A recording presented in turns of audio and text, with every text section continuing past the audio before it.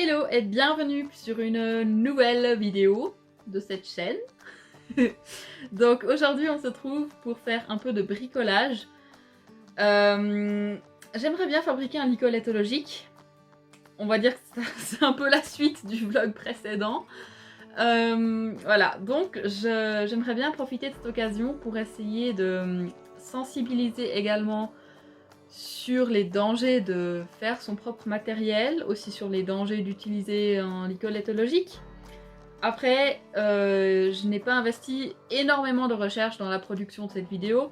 J'ai pas investi énormément de recherche non plus pour la fabrication du licol éthologique que je vais faire aujourd'hui. J'ai essayé de chercher le minimum d'informations qui me paraissaient vitales pour ne pas faire des grosses erreurs. Et j'invite vraiment tout le monde à faire de même. Mais je me suis pas amusée à chercher des études scientifiques. Je me suis surtout orientée à une jeune femme autrichienne qui fabrique ses propres licols éthologiques et qui les propose dans son magasin en ligne.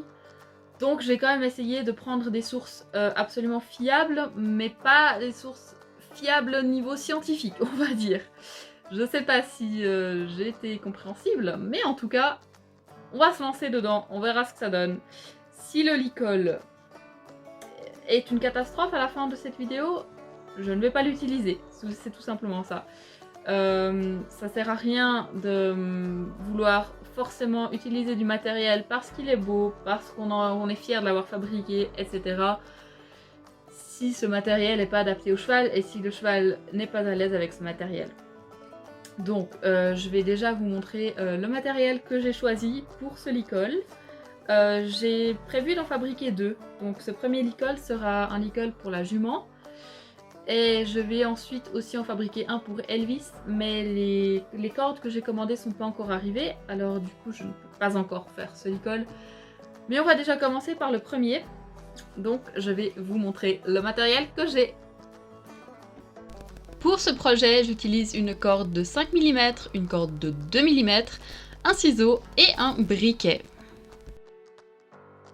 J'ai affiché toutes les mesures sur l'écran, comme ça je l'ai toujours à l'œil et je peux toujours recontrôler au cas où j'ai besoin. La fabrication du licol était pas de tout repos, j'ai recommencé plusieurs fois le nœud le plus compliqué de l'histoire. Donc je vais montrer le processus plus en détail sur le licol d'Elvis que je vais fabriquer en deuxième partie de vidéo.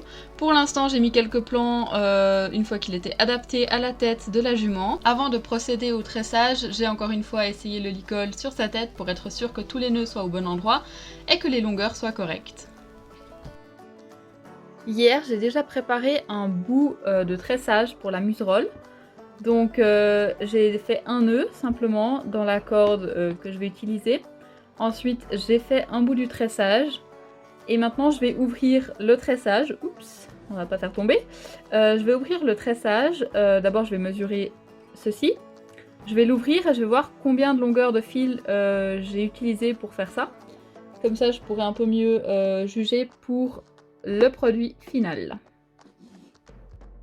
Les tutos que j'ai utilisés pour la fabrication du licol éthologique ainsi que pour le tressage seront en lien dans la description. Avant d'utiliser un licol éthologique, il faut être conscient de son action, donc c'est vraiment un outil de travail. C'est ni un effet de mode, ni un remplacement pour un licol plat. Un licol éthologique mal ajusté peut mener à des blessures graves. C'est donc très important de respecter des règles de sécurité. Ne jamais attacher son cheval au licol éthologique, que ce soit la barre d'attache dans le vent.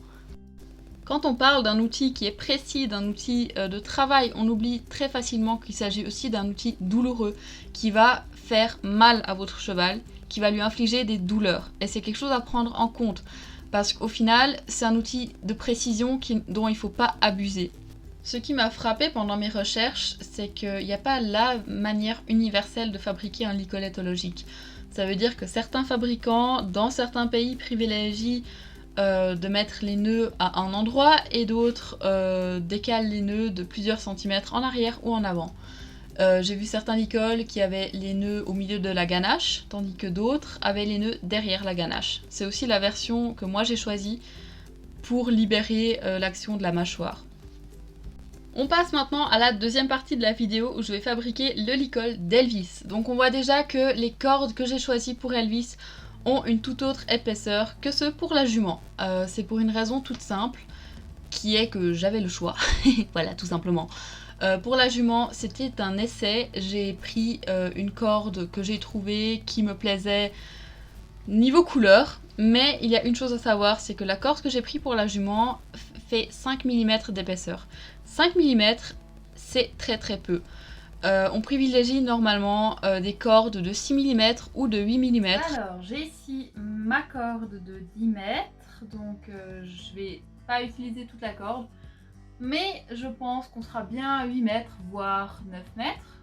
Donc je vais commencer par mesurer le quart, après je vais séparer donc. Alors, ça c'est 1 mètre, 2, 3, et on va dire 3,5. On passe alors aux choses sérieuses. Je mesure le tiers de la corde, il y aura donc un côté plus long, un côté plus court. Ensuite, je fais les 2 premiers nœuds qui seront des 2 côtés de la muserolle. Je pose le licol éthologique devant moi et là, c'est les choses sérieuses qui commencent. Ce nœud est compliqué. Je ne l'ai pas réussi du premier coup. Et c'est potentiellement la raison pourquoi je n'ai pas filmé tout le processus de ce nœud. Ce nœud est compliqué mais il est faisable, il est largement faisable. Il faut se concentrer, il faut très bien suivre le tuto et tout se passe bien. Il ne faut pas avoir peur. Ce fameux nœud s'appelle le nœud diamant ou aussi le nœud fiador. Donc vous trouvez vraiment beaucoup de tutos sur ce nœud en particulier. Bonne chance!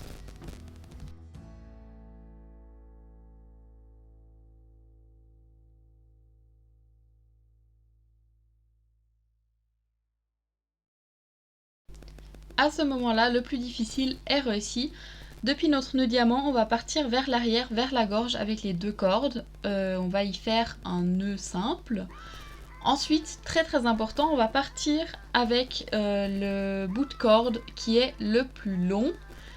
On va prendre ce bout de corde et on va le ramener vers la joue, ou plutôt vers l'arrière de la ganache du cheval. Là-bas, on va faire une boucle, puis un nœud autour de la boucle. C'est autour de cette boucle qu'on va fermer notre licol éthologique par la suite. Ensuite, je vais ramener la corde vers l'avant, vers la muserolle, et je vais l'enfiler dans le nœud qu'on a fait au tout début. Donc là, c'est aussi très important de bien mesurer pour être sûr que la longueur de la ganache corresponde bien. Ensuite, on va suivre le cours du nœud avec notre corde. Donc c'est plus facile que ça en a l'air. J'ai laissé toute la longueur du clip pour que ce soit bien clair.